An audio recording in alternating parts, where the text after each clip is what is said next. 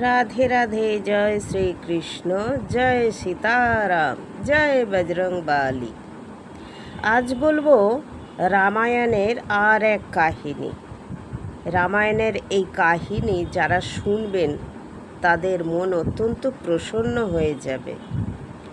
রামায়ণে দশরথ ছিলেন নিঃসন্তান না, তিনি নিঃসন্তান ছিলেন না, তার সন্তান ছিল। তিনি কন্যা সন্তানের জনক ছিলেন, কিন্তু পরে তিনি সেই কন্যা সন্তানটিকেও হারিয়েছিলেন। তাই তিনি অত্যন্ত দুঃখী ছিলেন। বৃদ্ধ বয়সে তার আর কী করে সন্তান হবে সেই চিন্তায় তিনি কাতর ছিলেন। পরে মুনি ঋষিদের সহায়তায় তিনি যজ্ঞ করে তার 4 পুত্র সন্তান লাভ করেছিলেন। রাম, লক্ষ্মণ, ভরত, শত্রুঘ্ন 3টি রানীর কোলে ফুটফুটে 4 রাজপুত্রের জন্ম হয়। তো মহারাজ দশরথ অত্যন্ত খুশি হয়ে যান এবং তার 4 পুত্র সন্তানকে অত্যন্ত আদর এবং অধ্যবসায় দিয়ে তাদের পড়াশোনা, অস্ত্রশস্ত্র সব কিছুতে শিক্ষাদান করেন।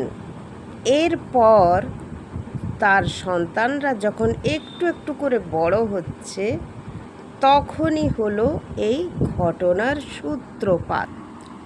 রাজপুত্ররা শাস্ত্র অধ্যয়নে, অশ্ব চালনায় সমস্ত কিছু দিক দিয়ে পারদর্শী হয়ে উঠলেন। একদিন ঋষি বিশ্বামিত্র দশরথের কাছে এলেন একটি আবেদন নিয়ে। কি আবেদন? সেই আবেদনটি হলো, মুনি ঋষিরা কেউ ঠিক মতো পূজা অর্চনা, সাধন, ভজন কিছুই করতে পারছে না। রাক্ষস আর রাক্ষসীদের এত উৎপাত বেড়ে গেছে যে তাদের জীবন নাকাল করে দিচ্ছে। সাধুরা যখনই তাদের আশ্রমে পূজা অর্চনায় মত্ত থাকছে, ঠিক তখনই রাক্ষস সমস্ত দলবল নিয়ে এসে তাদের পুজোতে বিঘ্ন ঘটাচ্ছে।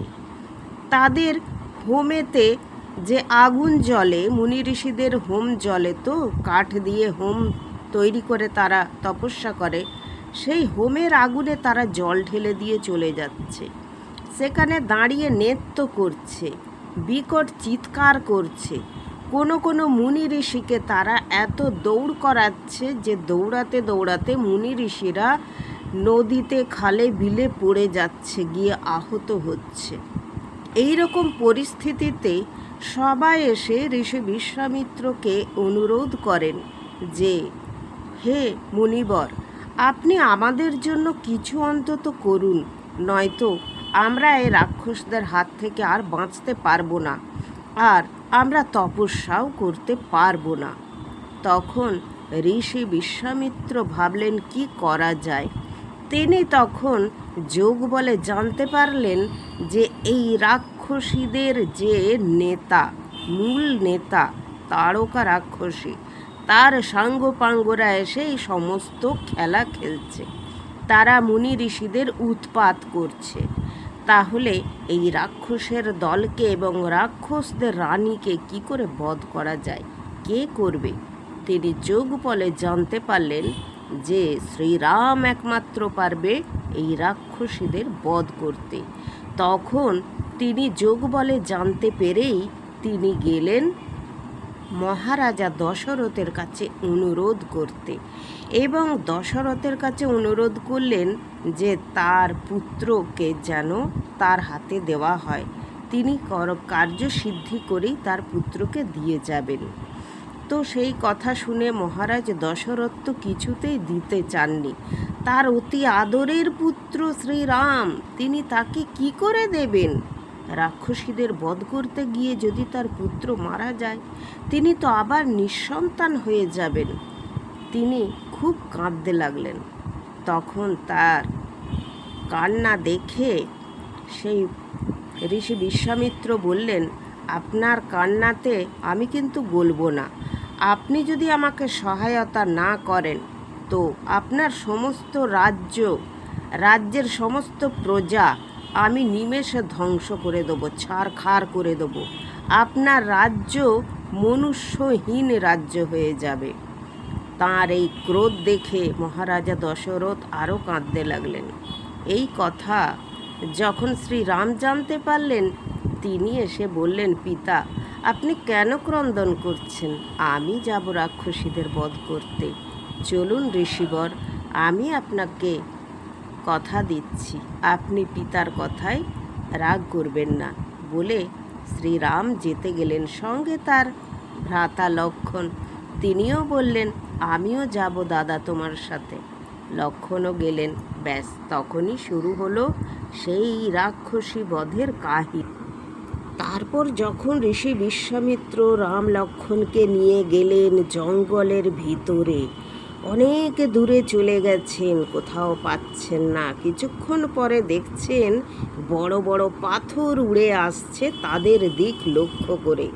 তখন ভগবান শ্রী রামচন্দ্র এক একটি তার বাণে সেই পাথরগুলিকে নষ্ট করতে লাগলেন। এরপর অনেক ছোটোখাটো রাক্ষস এলো, তাদেরকেও তিনি বধ করলেন।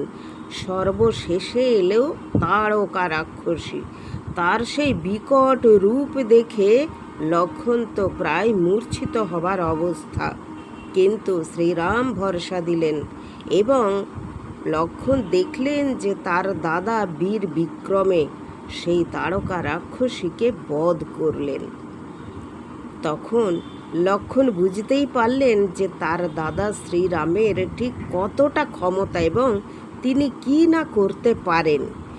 এই কথাটাই তিনি মাতা সীতাকে বোঝানোর চেষ্টা করেছিলেন যখন সোনার হরিণ ধরতে গিয়েছিল এবং শ্রীরাম বিপদে পড়েছেন বলে মাতা সীতা লক্ষ্মণকে জোরাজোরি করছিলেন তাকে বাঁচাবার জন্য।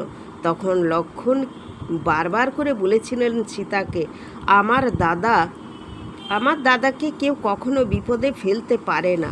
আমার দাদা অনেক রাক্ষসী বধ করেছে, তারা আমার দাদার নাম শুনলে ভয় পায়। আপনি এই কথা হয়তো জানেন না, আমি আপনাকে বলছি, আপনি বিশ্বাস করুন। কিন্তু সেদিন সীতা এই কথা বিশ্বাস করতে চায়নি। তার ফল কি হয়েছিল? তাকে লঙ্কার রাজা রাবণ হরণ করে নিয়ে চলে গিয়েছিল। এই সেই তাড়কা রাক্ষসী যাকে শ্রীরাম বাণ মেরে নিহত করলেন। এবং সেই দিন থেকে সমস্ত মুনি ঋষিরা খুব শান্তিতে এবং নির্বিঘ্নে তারা তপস্যা আরম্ভ করলেন, আর তাদের তপস্যায় কোনো ব্যাঘাত ঘটল না। হরে কৃষ্ণ, রাধে রাধে। কেমন লাগলো আপনাদের রামায়ণের এই কাহিনী? অবশ্যই কমেন্ট করে জানাবেন এবং ভালো লাগলে সাবস্ক্রাইব করে পাশে থাকবেন।